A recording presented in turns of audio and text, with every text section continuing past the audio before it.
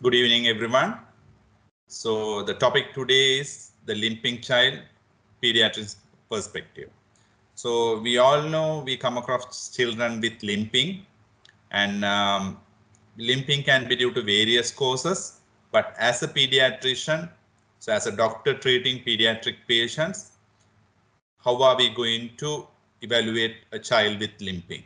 How are we going to handle a child with limping? So that's why I have put it as pediatrician's perspective, right?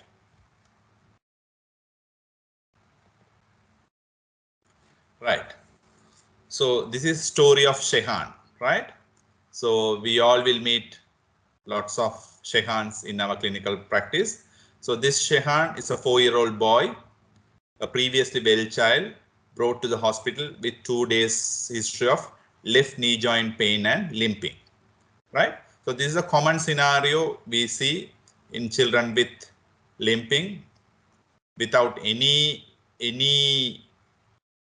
warning sign. We would get a child who woke up from the bed next day morning complaining of who had gone to sleep very well, got up in the morning saying that pain in the knee joint, then started to limp. And usually what the mothers do is they give some pain relief, see for 1 or 2 days, they apply something locally, but then not resolving, they would bring the child to the hospital. So now I'm going to speak about how are we going to deal with a patient who presents like Shehan. So the objectives of our presentation today is I will introduce about what is limp and few common features about limp. Then I will speak about the classification of limp, what are the possible differential diagnoses, and how to evaluate a child with limping, and what common conditions can present as limp in your pediatric practice. Right? So keeping those objectives in our mind, first of all, let us define limp. What is limp? So according to the following reference, limp is defined as deviation from a normal age appropriate gait pattern resulting in an uneven, jerky or laborious gait. So that is limp. So it's deviation from a normal age appropriate gait, because a 1-year-old child might have an unsteady gait, whereas a 10-year-old child will have a normal gait. So you have to compare with the normal age appropriate gait pattern and to see whether there's any deviation. But what you need to understand is limp is not a diagnosis. Limp is a clinical presentation. It's a symptom. And you have to always look for an underlying cause. So why did I choose this topic today? Why is it important? Why limping in children is important for us as pediatricians or pediatric trainees? So studies say that limp is a common presentation in children, and the spectrum of causes can vary from benign to very serious conditions. So it's a vast range. So it's a common presentation. And diagnosis needs careful clinical assessment. So you need to assess the child very carefully. If not, you would miss the diagnosis. So studies have shown that doctors report low self-confidence in handling musculoskeletal problems. So their clinical skills in dealing with musculoskeletal conditions is very low. Thirdly, delay in diagnosis is common. So studies have again shown that delay in diagnosis with, hello, hear me? Yeah. No problem, sir. You continue. Yeah, delay in diagnosis is common in with children with limping. So delay in diagnosis can lead to adverse effects on outcome, because if you don't diagnose appropriately, if it's a very severe condition, you might have detrimental outcomes. So therefore, due to these reasons, limping is an important clinical presentation which needs good assessment. Let us speak about the epidemiology, all the incident or the incidents about limping. So we don't have exact incidents in children because there's no grand scale studies done on limping, not only in Sri Lanka, even in Western countries, there are no much studies. But there was one study done at Royal Hospital for Sick Children in Edinburgh, where they have shown that acute atraumatic limp reported 1.8 in 1,000 children. So that is roughly around 2 children in 1,000 present with acute atraumatic limp to the hospital. If you look at the male-female incidence, it's 1.7 to 1. So it's common in males. Median age of presentation is 4.4 years. That's roughly around 4.5 years. And studies have shown that right and left limbs are equally involved. So there's no discrepancy as such. There is no specific limb to be involved. So both are equally involved. And interestingly, 80% of the children had reported pain. So 80% of children who came with limp had pain. So this is one study which was done in UK. Right. So how are we going to evaluate a child who presents with limp to us? So as always, as any other condition, history is very, very important. Detailed, thorough history cannot match any other thing, right? So you need to take a detailed history, then focused examination, then appropriate investigations. So these three are the important key aspects of your evaluation of the child.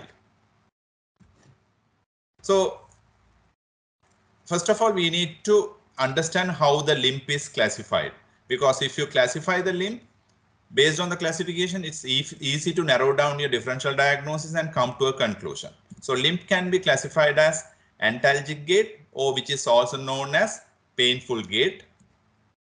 Trendelenburg gait, which is also known as painless gait. So basically limp can be classified into two groups based on their walking, whether it's antalgic gait or a Trendelenburg gait, right? So antalgic is painful. So the term antalgia means relieving the pain. So the gait is trying to relieve your pain. That's why it's called antalgic, and the other gait is Trendelenburg gait. So in order to understand more about these two gaits or this classification, it's important to understand what is the normal gait cycle, right? So how does the normal gait cycle? So gait cycle has two phases, stance phase and the swing phase, right? So if you look at the stance phase is the time. So you focus on one foot. Now, if you look at this picture, the blue color marked foot is the right lower limb, right limb. So right lower limb, the moment it hits the foot, the moment it hits the floor. So you see the heel is hitting the floor, and then foot is in the floor, and it's throughout in the floor, then foot is being elevated from the floor. The time the foot is in the ground or in the floor is called as stance phase. That is contributing to 60% of your normal gait cycle. That means in the total gait, majority is in the stance phase. Then next phase is swing phase, as I told. So still again you have to focus on the right foot. It is a time the foot is on the air. So the moment it is lifted from the ground, and the time duration, it evolves where the foot is in the air or it's not in the ground. That is called as swing phase, which contributes to the 40% of your gait cycle. So stance phase is the time the foot is in the ground, whereas the swing phase is when the foot is above the ground or on the air. So keeping that two phases in mind, we are going to look at the antalgic gait and the Trendelenburg gait now. So this is a video. So it's a very short video. Don't worry about the volume. So focus or look at the way this girl is walking with antalgic gait.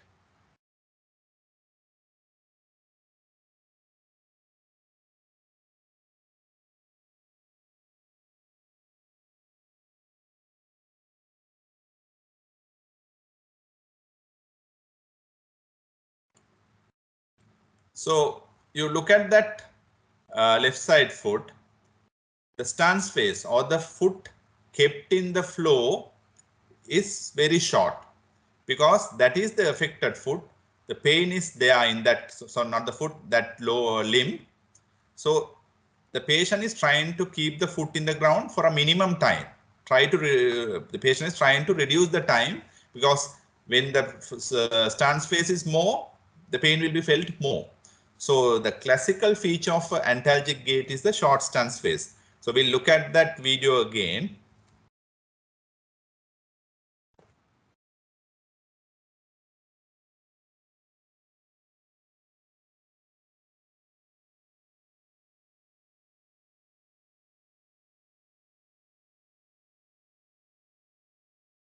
So you see the stance phase there, the time time for the foot to touch in the floor is very short than the normal, because patient is trying to quickly take the foot from the ground. That's why it's called short stance phase. That is a feature of the antalgic gait. Now we'll move on to the Trendelenburg gait. Here, both feet will have equal stance phase. There is no change in time, but during the gait, so first we'll look at the gait, right?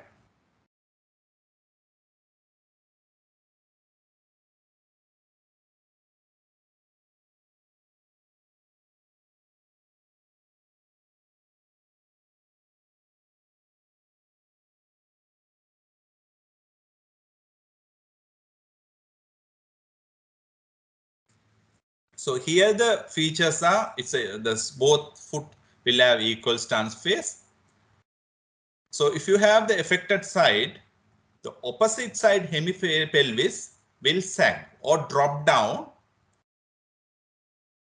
So the contralateral hemipelvis will sag when the affected side is in the stance phase. So when the affected lower limb is in the floor, touching the floor in the stance phase, the other side hemipelvis will sag or drop to one side.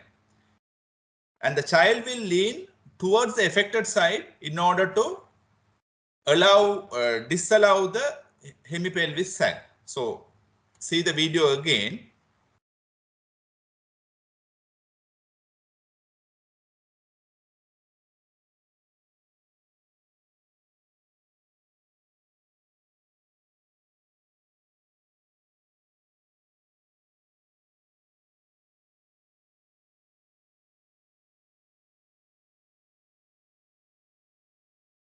So here again the left side is affected.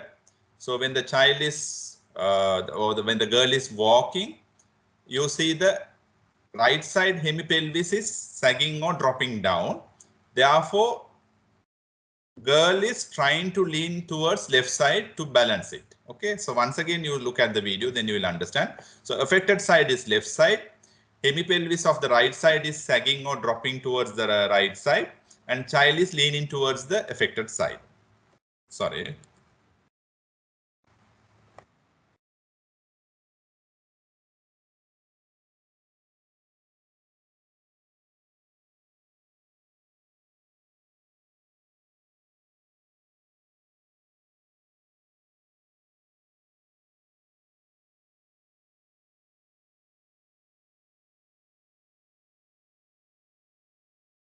So it's very important to understand these two gaits in order to classify your patient's gait and to come to a possible differential diagnosis or narrow down the diagnosis. So based on whether it's a painful gait or painless gait, you can classify into various causes, and based on the age of the patient, again you can narrow down. So in toddlers 1 to 3 years, infections usually causes painful gait, and toddlers fractures cause painful gait. Whereas developmental dysplasia of hip or neuromuscular disease, this I'm speaking about 1 to 3 years. So developmental dysplasia of hip or neuromuscular disorders can give rise to painless gait. Neoplasms or malignancies can either give painful gait or painless gait. That's why I have marked in yellow color. The ones marked in yellow color can give both painful and painless gait. So in toddlers, infections and trauma fractures can give painful gait. DDH and neuromuscular disorders can give painless gait. So these tables are available in your textbooks. You can refer always. But remember, neoplasms can give either. Then coming into childhood, 4 to 10 years, again, infections will give painful gait. Same DDH and neuromuscular disorders can give painless gait. Perthes disease can give either. So it can be painful, it can be painless, very difficult to differentiate with that feature, right? Then the tarsal collision, rheumatological disorders, trauma can give painless gait. Painful gait, whereas neoplasms can give either. I haven't marked, but neoplasms can give either. So what is tarsal collision? It is the fusion of tarsal, that means the bones of the foot, right? So then going into adolescence age group, slip capital femoral epiphysis can give either painful gait or painless gait. Usually acute ones give painful, chronic ones give painless gait. Then the rheumatological disorders, trauma, infections, neoplasms can give painful gait usually. Neuromuscular disorders, painless gait. But it's easy to remember, isn't it? Usually infections, rheumatological disorders, trauma give rise to painful gait. DDH, neuromuscular disorders, give rise to painless gait. Conditions like neoplasms, Perthes, and SCFE can give rise to both. So that is a summary of that table. Right. So we said that it's important to get a detailed history to identify the cause of limp in your child. So you need to ask history of trauma. So sometimes there won't be a history of trauma, but you have to specifically ask whether there had been a trauma, because they wouldn't come out of a history of trauma. Then ask about the duration of the limp, whether it's acute onset or gradual onset. Nature of the pain, whether it's a constant pain or a referred pain. Sometimes they would say a pain in one particular joint, but when you are examining the child, you will understand the pain is somewhere else. Especially with children, it's a common feature. So check for referred pain. So when they say pain on one particular joint, ask about the other joints also. Then it's always important to check for systemic features. Whether they are associated fever, weight loss, night sweats, anorexia, because lots of systemic illnesses can present with limp. Then the patient sex. Now, patient sex does not give you the diagnosis, but it helps you to suspect, because DDH is more common in girls, but that doesn't mean DDH does not happen in males. But you have to understand DDH is more common in girls, whereas transient synovitis, Perthes, and slip capital femoral epiphysis are more common in boys. Then ask about the past medical history and preceding illness. Sometimes you might be dealing with a child who is having hemophilia or other bleeding disorders, or some sort of underlying connective tissue disorder. So it's important to ask about those problems as well. And importantly, in small children and even bigger children, do not forget about non-accidental injury, because non-accidental injury can present as limp. So if you don't suspect and if you don't look for features suggestive of a NAI, you would miss it. So it's common for children to present with NAI, with limp in NAI. So never ever forget about non-accidental injury in a child who presents with limp. Right. So again, limp can be classified into acute, subacute, and chronic. Acute limp is usually less than 2 days. Common causes are infection, trauma, malignancy, and some orthopedic hip pathologies, which we are not going to detail discuss here, because that's mostly orthopedic surgeons deal with that. So as a pediatrician, it's important for you to suspect it, and if needed, to refer to orthopedic surgeon. So for that reason, you need to know. So acute limp, these are the common causes. Then the subacute limp, that is from 2 days up to 6 weeks. Commonest cause is transient synovitis, but also you have to think of septic arthritis, osteomyelitis. And if the child is very well clinically, infection becomes less likely here. But you have to consider unusual infections like atypical infections, sometimes fungal infections, sometimes Mycobacterium tuberculosis, if the child is immunocompromised. And if persisting subacute limp, you have to consider about Perthes or slip capital femoral epiphysis in older children, because those are reasons for long-term subacute or chronic limp. Then chronic intermittent limp, that is persisting beyond 6 weeks.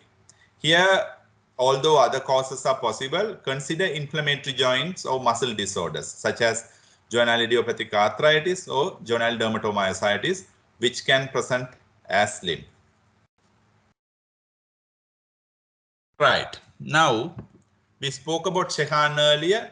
Now again, story of Shehan is continuing. So he came with a left knee joint pain and a limp. So now we are getting more information. There is no history of trauma for Shehan. There's no fever or any other systemic concerns. But there had been a history of upper respiratory tract infection 1 week back. Right? So initially we had the presenting complaints. Now after the history, we have some more information where there had been upper respiratory tract infection, but no other illnesses. Right? So Shehan's story is going to come time to time in our presentation. So our journey will be going on with Shehan in this presentation. Okay. Right. Now we are moving into examination. So we have finished the history. So we are going to do a proper focus examination. So as always, you have to do a general examination as well as a systemic examination. So look whether the child is febrile, whether is ill or well. Look for features like palo, lymphadenopathy, because we always think about hematological dysplasias in children with limp. So it's important to check these things. In the abdominal examination, genitourinary system, neurological system examination if relevant, and also cardiovascular respiratory, you have to, for completeness, you have to do all those things, which I am not mentioned here, but completeness, you have to do all those things as well. Then after the general examination, now our focus should be towards the lower limbs, right? So you have to inspect the child. So without touching, from a distance, expose the child properly, the entire lower limbs, hip and the back. So expose the child properly and inspect. Observe a resting limb position and compare both sides for asymmetry. So if there is asymmetry, it might be a chronic problem. So if you look at this picture, you obviously see asymmetry. So you have to think of a chronic problem and observe for deformities and any other inflammatory signs, right? So deformities again would suggest this is a long-standing problem, and sometimes you might be dealing with an inflammatory condition. So look for inflammatory signs, such as shown here, inflamed joint. Then after inspection, you go for the gait, which is very, very crucial and an important examination aspect. So observe the gait while both walking and running. So that will give you a clue about the possible type of gait. And also the stance and swing phase should be compared in both lower limbs. And also observe for scoliosis, varus and valgus deformities, right? So these all will help you to narrow down your diagnosis. Then you palpate. So look for a tender point, look for any masses, then do a proper joint examination. So each joint will have its own range of movements. So if you are examining the hip, look for the hip joint movements, and always examine the adjacent joint to the painful joint. So next joint to the hip, you will have the knee joint. So you need to examine the knee joint and try to measure the length discrepancy, right? So always measure the length. So there are methods of measuring it, which I am not going to discuss here. So you have to measure the leg length discrepancy, because there are a list of causes for leg length discrepancy which can present as limp. So that will, if there is a leg length discrepancy, you can narrow down your diagnosis furthermore. Then there are various tests and signs. So we are going to look at what are the tests which would help us to narrow down our diagnosis again. So these are the common tests which are used in children presenting with limp in pediatric practice. Right. First, we'll start with the Trendelenburg test. So this, you are probably all are familiar with Trendelenburg test. You ask the child to stand on the affected limb while lifting the unaffected limb off the floor. So child is standing on the affected limb. So normally, if you see a normal child who does not have any affection, will have a steady posture with pelvis will be horizontal to the ground, right? So there won't be a pelvic drop or pelvic sag, will be standing steadily. But if when you call this test as positive, when the patient is standing on the affected limb, in order to compensate, the pelvis will drop downward in the normal side. So you see he's standing with the abnormal foot or the affected foot. So your pelvis will drop on the normal side, because if there is a hip abductor abnormality, if there's a hip abductor abnormality on the affected side, this won't pull, so this will drop it to this side. So in normal children, if the hip abductors are working smoothly, both sides will pull equally, so the pelvis will be steady. But if there's a hip abductor abnormality on this side, this wouldn't pull, so it would drop here. If it is pulling, you know this line will come straight horizontally. I hope you understand. So this Trendelenburg test, so this is not the Trendelenburg gait I am speaking about, Trendelenburg test, which is to identify hip abductor pathology. So when the child comes with limping, and if you ask to stand on that foot, if the pelvis is dropping to the other side, you know there's abnormality in the hip abductors. Then the Galeazzi sign. So this is a sign to identify leg length discrepancy. You ask the child to lie supine with the hips and knee flexed at 90 degrees. So obviously you see asymmetry. One side is taller than the other side at the knee, right? So you see this. So this suggests a leg length discrepancy, but this wouldn't give you a diagnosis. This will narrow down to say that there's a leg length discrepancy. Then you have to work out on what are the possible causes. So this is Galeazzi sign. Then comes the sign of evaluating with flexion and internal rotation. So you flex and internally rotated the hip, which will decrease the intracapsular space of that side. This may elicit pain if there is hip effusion. So you know that if there is a very limited intracapsular space, when you do this thing, because of the very small space due to the effusion, child will scream in pain. So this is when you are suspecting a hip effusion, and it will be helpful to differentiate from Perthes and SCFE.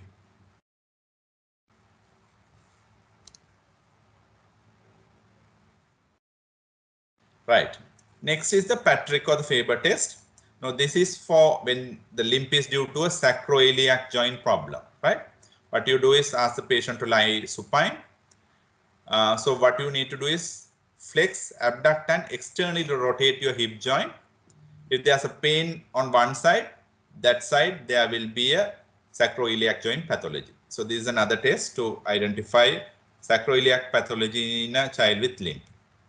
Then the source sign. I'm sure people, when you do your surgical appointments or when you work in surgical wards, you would have come across this. So you ask the child to lie down, left lateral or right lateral position, and you extend the hip joint passively. If there's pain with this maneuver, that would suggest a possible psoas abscess or appendicitis, right? Because, and even in children with hemophilia, if there's bleeding into the psoas muscle, you will get this sign positive. So psoas abscess, appendicitis. So what I'm trying to emphasize here is sometimes your limping might not be purely due to a hip pathology. A psoas abscess or appendicitis can cause that, okay? Yeah, so there are some clues from the history. If you have an acute onset of pain, that is most likely due to fracture. If there's an associated abdominal pain, as I mentioned, acute abdomen psoas abscess are possible. Likewise, there are say few features which will help you to narrow down your diagnosis. So if you have a history of bleeding disorder, then hemarthrosis is a possibility. If there's morning stiffness, rheumatological disorders are more likely. Okay. Similarly, there are some other features which will help you to narrow down the diagnosis. So I'm not going to speak about each and every individual one. You will get this presentation so you can go through. Right. So again, Shehan comes into our presentation. So story of Shehan continues. So after the examination, now we know Shehan is afebrile. Well, general examination is normal in Shehan. So he came with a left knee joint pain. So apparently, examination of the left knee joint in Shehan is normal, and there's no restriction of movements. Then when we examine Shehan's hip joint, there is a restriction of abduction and internal rotation in the left hip joint, right? And his gait, it's antalgic gait. So story of Shehan continues. So we now have some new information, although he presented with left knee joint problem. The problem is not there in the knee joint, but in the hip joint. Okay. Right. Now we are moving into investigations. So what are the laboratory tests? So again, there are some general tests you would do for any child with limping. And based on your history and examination, you can narrow down your investigations further. So if you are suspecting infection, inflammation, or you are suspecting of a malignancy, as always, full blood count, blood picture, ESR, CRP, and blood culture. Especially if you are suspecting infection, you have to do these things. If you are suspecting septic arthritis, before starting in the antibiotics, usually it's suggested, usually it's recommended to take joint fluid aspiration for gram stain, cell count, glucose levels, and culture. If JIA is suspected, as you know, rheumatoid factor, ANA, eye assessment are important. If acute rheumatic fever is suspected, because rheumatic fever also can come with a joint problem, they can, although it's a bilateral symmetrical ascending sort of a joint pain, sometimes is atypical you can present. So in that case, ASOT, ECG, echo are important investigation. And if hemophilia or any bleeding disorder is suspected, you have to investigate for possible bleeding disorder by doing the clotting profile. Right. So those are general hematological investigations and other investigations. Now we are speaking about next about the imagings. So radiography or the X-rays. If you don't have a localized pathology, if you don't know exactly where is the pathology in the lower limb, you have to do the plain radiography of the entire lower limb, one particular side, entire lower limb. If there's a localized pathology, if you suspect a localized pathology, then you have to do the AP and lateral view X-ray of the affected area, one particular area you have to do. And if you want to evaluate the hip, you do the frog leg lateral X-rays, right? And important thing you need to remember is in stress fractures, Perthes disease, osteomyelitis, and septic arthritis, X-rays might be normal, especially in the acute period. It might be normal. If there's a chronic osteomyelitis, you might see some changes, and even in stress fractures. Then about ultrasonography, it's usually done to detect hip effusions, sometimes even knee joint effusions. But although it will say there is fluid, it wouldn't say whether it's sterile, purulent, or hemorrhagic, right? So that's very difficult to say just purely on ultrasonography. Then there are some other advanced investigations like bone scintigraphy or MRI scan. Now, bone scintigraphy is done when the history or examination or any other initial imagings cannot identify a pathological site. Then you do the bone scintigraphy. So you have some problem in a particular joint or lower limb, but in the history examination or initial investigations, you couldn't find a exact pathological site. Then you do a bone scintigraphy where there will be hotspots found, which will show where is the abnormality. Then if you have the facility, MRI scans are very useful. It will help you to see the joints, the soft tissue, cartilage, and the medullary bones. So especially in osteomyelitis, septic arthritis, MRI is very, very useful. Although in Sri Lanka, we commonly don't do MRI. When you go to Western countries, when a patient is clinically suspected of osteomyelitis, they would definitely do a MRI to confirm the diagnosis. Right. So again, the story of Shehan continues. So now we have the investigations, right? So we have this is a febrile child who does not have a trauma, came with a left knee joint pain, but to see left hip joint, there are some restriction of movements. So investigation, we have done a full blood count where white cell count is normal, CRP is negative, ESR is 20. But because of restriction of hip joint movements, we got ultrasound scan of the hip joint done, which shows a thin rim of effusion. So we have some information now. With the investigations, it shows that there is some effusion in the left hip joint. Okay. So keeping aside Shehan's story, now tell me or think what are the common conditions presenting with limp in children? Right, there are few common conditions. So we are going to speak about few of them now. One, transient synovitis of the hip, right? So it's one of the most common cause of limping in children. It's a non-pyogenic synovitis of the hip. Usually age group is 3 to 8 years and it's common in boys. I mentioned earlier, transient synovitis is common in boys. The etiology is unknown, but it is usually common followed by a viral infection or after an upper respiratory tract infection or a viral fever. Usually after 1 to 2 weeks of a viral infection, you can get transient synovitis, but there is no clear cause identified yet.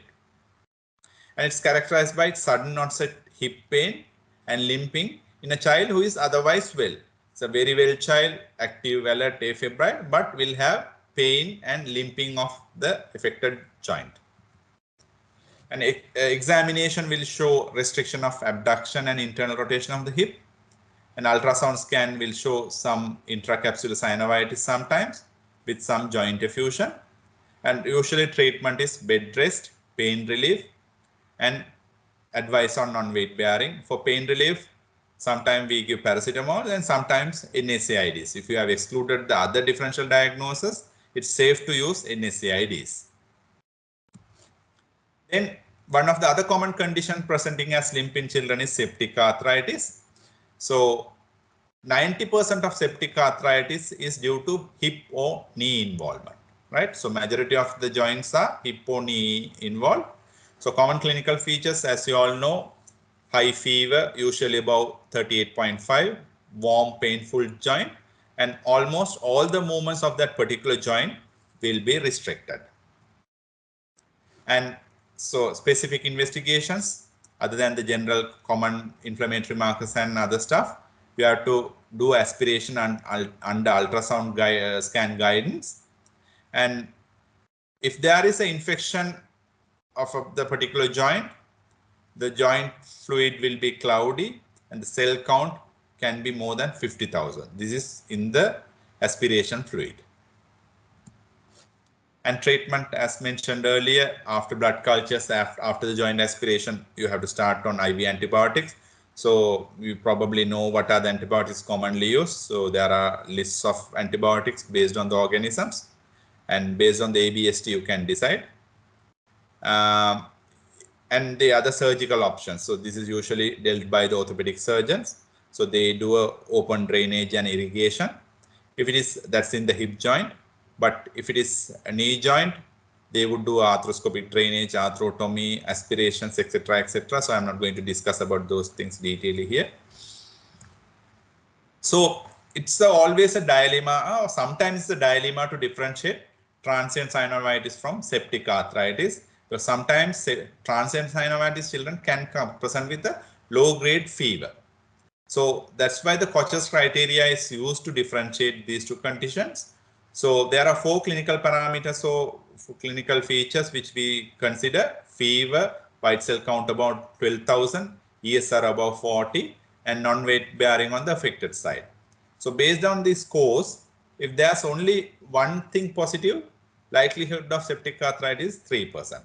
If it is 2, 40%. If 3, 93%. So if you have fever more than 38.5, white cell count about 12,000, ESR above 40, then 93%. If the fourth feature is also there, or any 4, any 3 or any 4, your criteria has changed. So if you have any 3, it's 93%. If any 4, it's 99%. Similarly, any 2, it's 40%. So Koch's criteria is used to differentiate transient synovitis from septic arthritis. So if you have all 4 features, the likelihood of septic arthritis is 99%.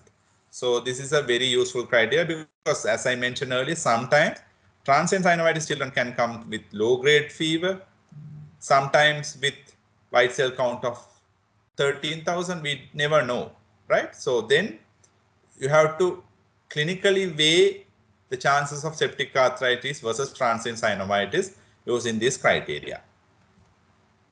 Then a few words about juvenile idiopathic arthritis. It's the most common rheumatic illness in childhood. So multifactorial. So if there is a underlying genetic predisposition plus some possible opportune environment, then you are likely to get the disease. But there are certain criteria. You should have persistent arthritis of more than one joint, which is lasting more than 6 weeks. And to say it is juvenile, the child's age should be under 16 years, and possible other underlying causes have been excluded, right? It often presents as gradual onset, single joint involvement with symptoms less severe than an infectious process. So, you know, infective or septic arthritis, symptoms are much more severe, but JIA symptoms are not that severe. It's a sort of a subacute.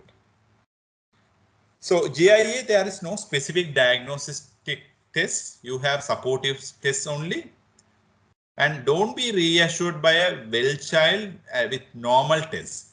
If there is intermittent arthritis affecting multiple joints or more than one joint, and if the history is suggestive of an inflammatory sort of a picture, you have to always suspect GIA and do the relevant referrals and other investigations, right? So never ever be reassured by a well child with normal test, and if the GIA, if the arthritis is recurrent and it's sort of a subacute lasting beyond 6 weeks. Few words about Perthes disease. As you all know, it is the interruption of blood supply to the proximal femoral epiphysis or the femoral head. Etiology is unknown, common in males, common age group 4 to 8 years. Common presenting symptom is a limp. Can be with pain, sometimes without pain also can present. In the examination, you will get antalgic gait if there is pain with restriction of internal rotation and abduction. X-ray AP view and frog view will show some fragmentation. That means destroyed epiphysis with some subchondral fractures. Ultrasound scan wouldn't show any effusions. And treatment, it's again you do orthopedic referral. Non-operative treatment would be activity limitation, physiotherapy, bed restriction. Sometimes you might have to undergo osteotomy. So that decision would be made by the orthopedic surgeon. So this is the X-ray of a Perthes disease patient. If you see this right hip femoral head, there's fragmentation and some fractures all can be seen. So then few words about DDH. Common presentation is limp, and also children can come with waddling gait, tiptoe walking. And on examination, you see a leg length discrepancy. This is one of the cause for leg length discrepancy. Trendelenburg sign is positive because you have a hip abductor problem, limited hip abduction.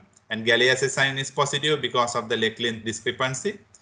And with long term, children with present with excessive lordosis. So protuberance of the abdomen you will see. Imaging, you do X-ray AP view. Treatment, again, it is open reduction at this age, because usually developmental dysplasia with limp would present after 1.5 years or 2 years. So open reduction. The most common complication with untreated DDH is avascular necrosis of femoral epiphysis. So this is the X-ray, and where you draw lines to diagnose the dislocated hip, which I'm not going to discuss here. I'm sure you are familiar. So go through about how you diagnose DDH based on the X-ray. Then few words about slip capital femoral epiphysis. It is the displacement of the capital femoral epiphysis from the metaphysis. I will show you the X-ray. It's common in males. It's usually common in bigger children towards the adolescent age group, and obese children, also children with underlying endocrine problems and renal problems. Often present as hip in the pain in the hip, which can present as gait abnormality. So examination, again, you can have restriction of internal rotation, abduction, flexion. So radiographic findings, I'll show you. So now you see this picture. So the growth plate, and in this picture you see the epiphysis is slipped. It moved outwards. Same thing you can see in this X-ray also. So normally you will not see a space. You wouldn't see a space like this, but you see a space here and here. So that is a characteristic feature of slip capital femoral epiphysis. Right. So we spoke about common presenting conditions with a limp. It's also important to speak a few words about growing pains. Right. So sometimes when a child comes with limp, you might think whether this is growing pain. But what you need to understand, so growing pains is common in children between 4 to 12 years, usually symmetrical, and it's never present in the morning. Usually towards the evening of the day, or when the child when going to the bed only, they will say it's pain. An important feature here is growing pains, they don't limp. So because most of the time when the children come with a low limb pain, we say it's a growing pain, but growing pains, they don't present with limp. So if a child presents with limp, don't label it as a growing pain. Growing pains, they will have normal developmental milestones and history and examination normal, but the fact you need to understand is they don't limp. Right. So once again, we are coming to the story of Shehan. And now with all this information you have about Shehan, what is the cause for Shehan's presentation? Can someone switch on your mic and answer? Anyone? What is the cause for Shehan's presentation? So Shehan, who presented with 2 days of left knee joint pain and a limp. Knee joint pain was normal. So knee joint examination was normal. In fact, there was restriction of movements of the hip joint. Then the full blood count, CRP, ESR were normal, but left hip joint, there was a thin rim of effusion. And interestingly, this child had a upper respiratory tract infection few days back. So I'm sure you all will agree with me. It is transient synovitis of the left hip joint. Although he had a left knee joint pain, this is a referred pain because of the hip joint pain. So when you examine only, you will realize that this is very, very common in children, right? I'm sure you would have come across in your career. I have come across in my career so many patients coming with transient synovitis, and my plan of management is bed rest, pain relief, and in few days time when you review them, they are completely normal, no limp, no restriction of movements.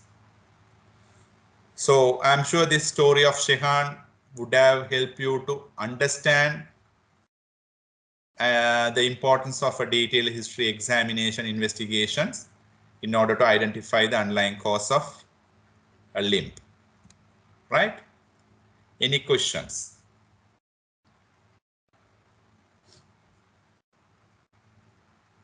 Do we have any questions, Nukshita? Not in the chat box, sir. Okay. So still you have time to ask any questions. So to summarize or to give you some take-home messages to take with you. So limping child can be very straightforward presentation of a straightforward diagnosis, or it can be a presentation of a complex, complicated, poor prognostic condition, right? So it's not always straightforward. It might be very difficult. So limp is not a diagnosis. You have to look for an underlying cause.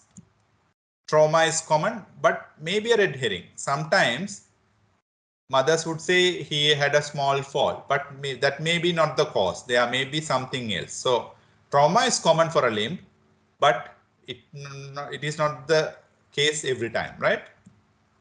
And although hip involvement is a common cause, you have to think beyond the hip also. Sometimes, as I mentioned, it can be appendicitis, it can be a psoas abscess. So think beyond the hip, and it can be a presentation of a hematological malignancy.